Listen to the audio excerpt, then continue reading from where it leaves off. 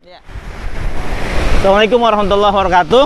Saya Otong Rosadi kembali menjumpai Anda di kanal Otong Rosadi dengan konten khusus, yaitu Beranda Hukum, Demokrasi, dan Kepemiluan.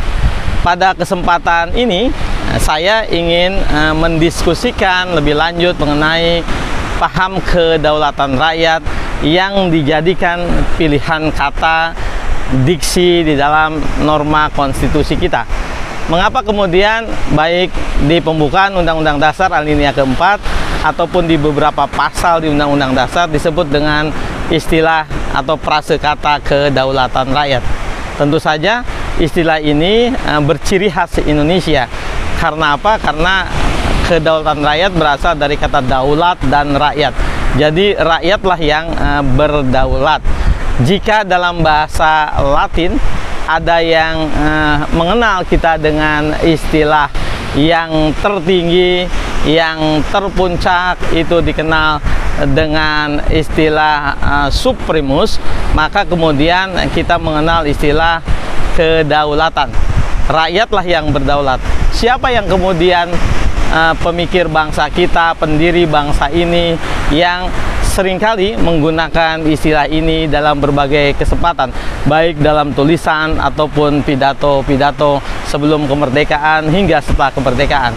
Saya ingin menyebut nama beliau adalah Dr. Andes Muhammad Hatta.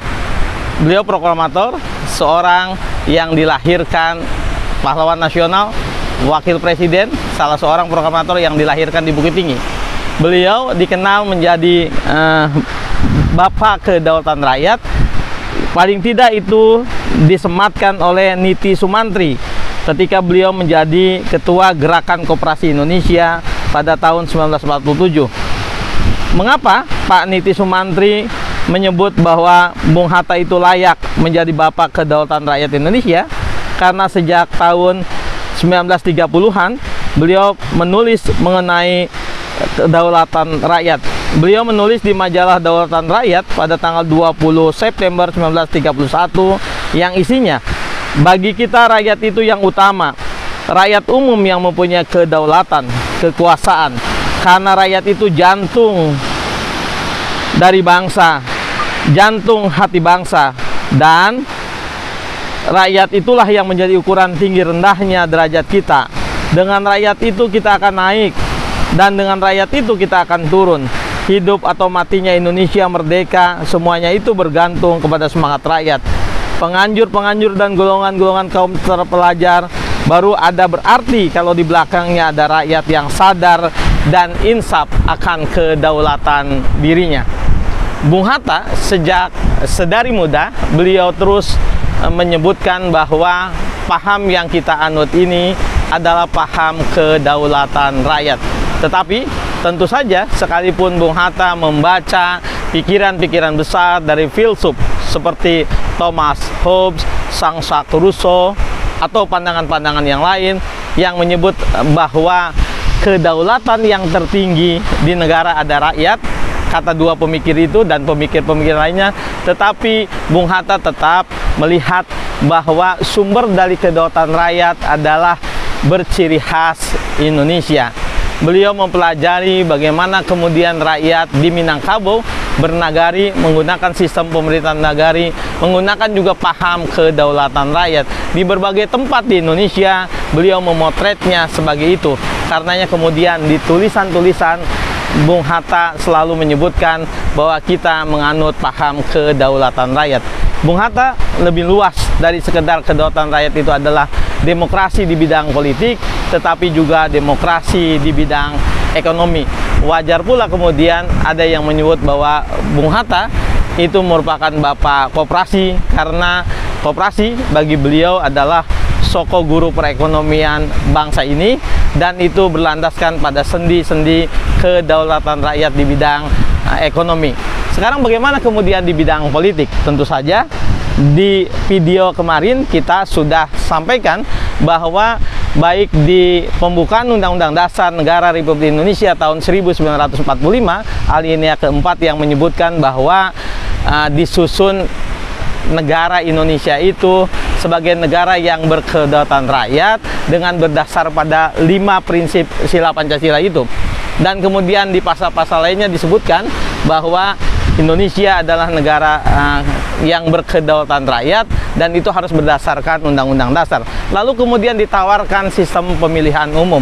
Ada pemilu langsung, yaitu untuk memilih siapa saja, memilih presiden dan wakil presiden, memilih DPR, anggota DPR maksudnya, anggota DPD dan anggota DPRD.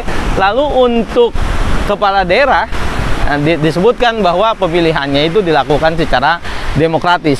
Jadi di dalam konstitusi pasca amandemen pun kita masih sangat memungkinkan adanya model pemilihan umum yang tidak langsung, karena di dalam pasal 18 disebutkan bahwa memilih kepala daerah itu harus demokratis, dilakukan secara demokratis. Bisa dilakukan dengan direct, bisa juga indirect, bisa langsung oleh rakyat, bisa juga melalui lembaga perwakilan rakyat di daerah. Mengenai mekanisme ini tentu saja kita sudah sepakati dengan 2 undang-undang, yaitu Undang-Undang tentang Pemilihan Umum, Undang-Undang nomor 7 2017 dan Undang-Undang tentang pemilihan kepala daerah yang sudah diubah beberapa kali, bahwa kita sepakat seluruhnya politik hukum dewasa ini melakukan pemilihan melalui rakyat langsung. Itu soal pilihan. Tetapi secara prinsip sebetulnya yang diinginkan oleh Muhammad Hatta dan tentu oleh kita semua adalah kedaulatan rakyat itu betul-betul paham yang terimplementasi melalui berbagai kebijakan, baik di bidang organisasi politik, partai politik, kemudian sistem pemilihan umum, mekanisme pemilihan umum, yang benar-benar kedaulatan rakyatlah yang kemudian ditangkap dan kemudian diwakilkan kepada para wakilnya.